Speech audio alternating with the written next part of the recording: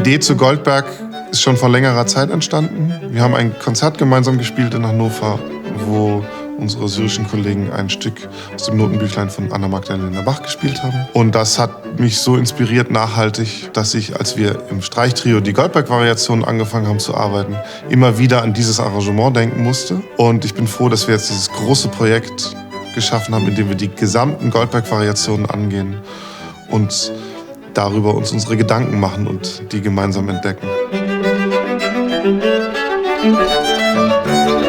Das Besondere an dem Projekt ist, dass sich wirklich zwei Trios treffen, die aus unglaublich unterschiedlichen Traditionen, Musiktraditionen kommen. Wir natürlich mit unserer klassischen Ausbildung sind es gewohnt, irgendwie da so eine Herangehensweise zu haben, die für Bach geeignet ist.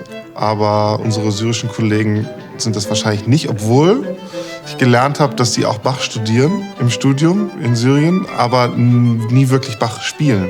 Und das zusammenzubringen, ist, glaube ich, eine unglaublich schöne Idee.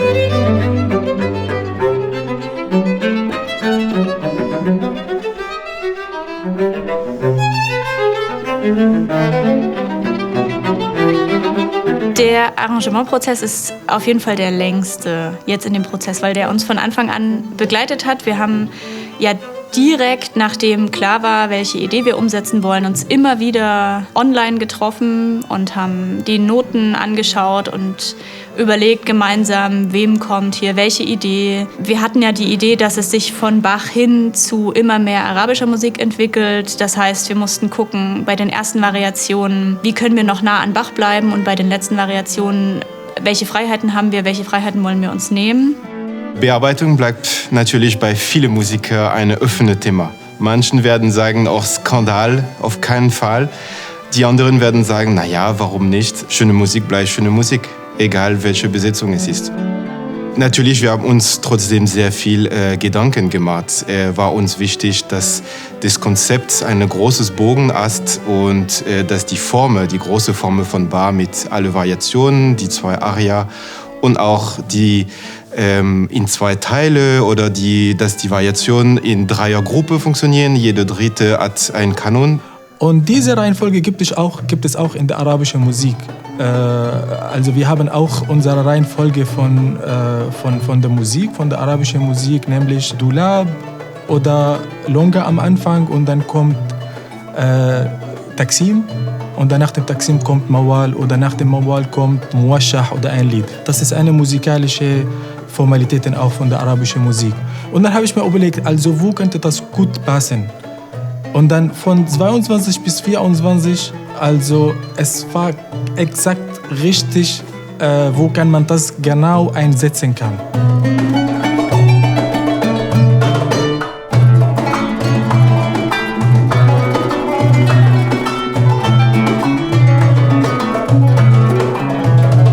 Die arabische Musik ist improvisatorische Musik. Das funktioniert eigentlich, dass eine Melodie kann man nicht 2 oder 3 Mal selber spielen, weil es gibt, jeder Wiederholung gibt es viele Verzierungen, und so funktioniert auch die Improvisation.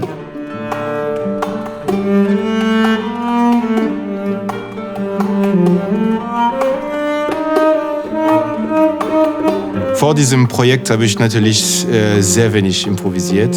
Ein bisschen in moderne Musik, aber gar keine mit zum Beispiel syrischer Musik. Was Besonderes mit der arabischen Improvisation ist die Zeit. Mit klassischer Musik, man will sehr viel sagen mit einer klaren Struktur. Und da ist die Zeit viel länger und mit weniger Material auch. Also wir lernen in unserer klassischen Ausbildung selten was über Improvisation im Allgemeinen, aber vor allen Dingen auch nicht über arabische Improvisation. Und das ist natürlich eine Riesenherausforderung für uns. Genauso für unsere syrischen Kollegen, die Genauigkeit, genau das zu spielen, was da steht, und dann auch noch mehrstimmig, was eigentlich in deren Musik selten vorkommt. Die arabische Musik besteht aus Sätzen, die dicht sind und nah. Tararararara zum Beispiel. Aber bei Bach sind die Intervalle sehr groß. Und auch Bach-Musik ist sehr polyphonisch, also mehrstimmig. Arabische Musik ist einstimmig.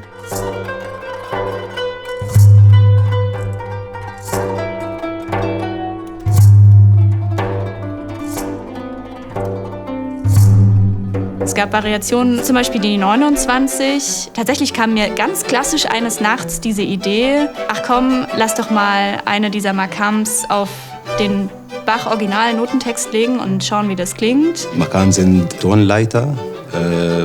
Es gibt viele arabische Makams. Und dann habe ich das ausprobiert und ich fand, es klang irgendwie völlig abgefahren, aber total cool. Und dann haben wir das in der Probe ausprobiert und dann hat Ibrahim gesagt, das weiß ich noch genau, ja, das ist irgendwie cool, aber es ist zu viel und Abdelhadi kann so früh nicht singen, er muss erst satt sein von dem, was davor ist. Okay, er muss erst satt sein. Also, was können wir machen? Und dann kam die Idee, dass wir erst das Motiv von Bach original spielen und es dann ins Arabische verändern, damit auch Abdelhadi dann mehr satt ist.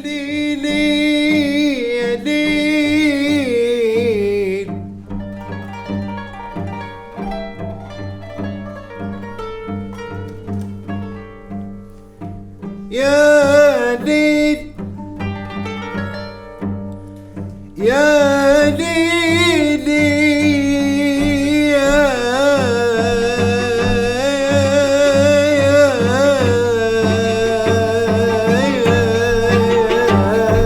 Dann war die Herausforderung, dass die arabische Makam ja sich selber erklärt mit nur 4 Tönen. Und wenn man dann aber eben Bach kombiniert mit zum Beispiel Hijaz Makam, kann es eben plötzlich sein, dass man Fis, G und As auf einem Schlag hat. Und dann sagen wir natürlich alle, okay, ich krieg Ohrenkrebs. Das geht so überhaupt nicht. Also haben wir versucht, Kompromisse zu finden. Oder was heißt Kompromisse? Eigentlich nur einfach unseren Weg.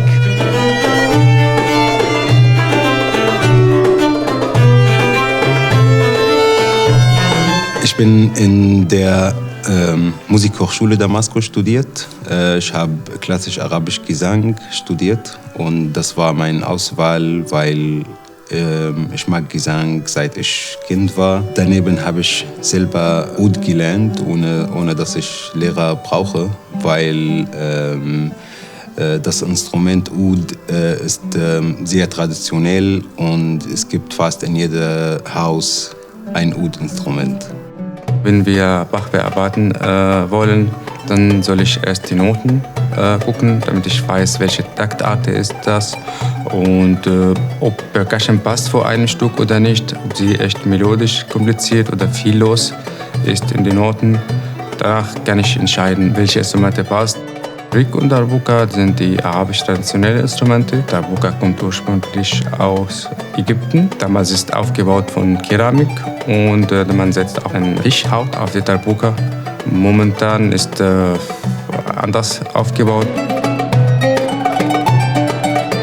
Die Texte, die ich ausgewählt habe, die stammen aus verschiedenen arabischen Dichten. Eigene Dichte sind Liebesgedichte und die anderen sind auch Liebesgedichte, aber zu Gott.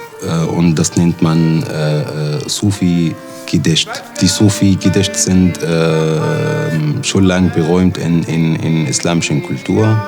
Und man dachte, wenn du diese Texte hörst, dass jemand hat für seine Geliebte geschrieben, aber eigentlich die ist Liebe zu Gott.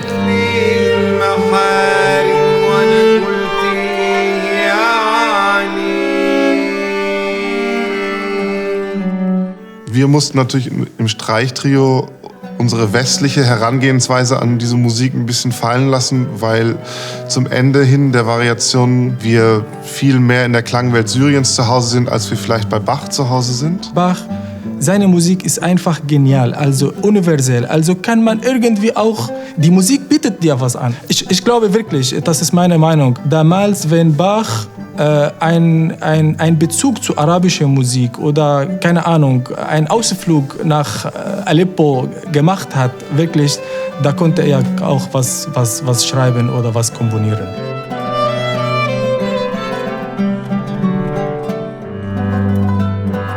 Die Idee zu Goldberg ist schon vor ziemlich langer Zeit entstanden und deswegen sind wir sehr, sehr froh, dass es jetzt stattfinden konnte. Und ich glaube, es ist wirklich was Besonderes geworden.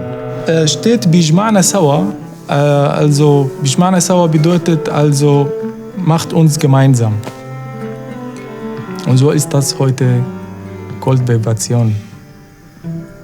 رح حلفك بالغصن يا عصفور، بالورق بالفي بالنبعات، بنزيح جناحك بريشة نور، بنمرجحك مع زرقة النسمات.